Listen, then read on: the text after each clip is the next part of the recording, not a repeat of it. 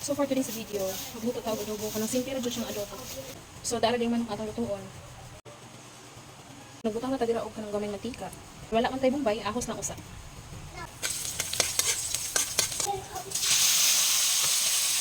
So bako din isang jud ang daan og paminta. Paabot ta ato sa siyang takuban para dali siya mahubas. So nauban na siya ato siyang butangan og oyster sauce. Di ka pong oyster sauce akong gigamit ani kay dili kay go ang isa. Depende nimo, pwede naman sa tusa, o maoy na pwede naman sa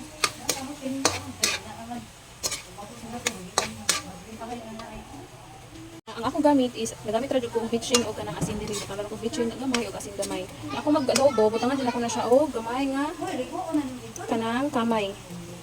Para tamis-tamis ang iyahang sabaw. Kaya para mas malasa siya.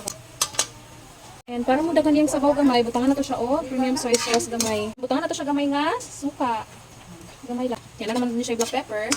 Butangan na to siya og paminta, gamay ra pod. Oo. Okay. Balik. Ato siyang kainayan kay bukal naman. Ilan na yan? Ibukal na.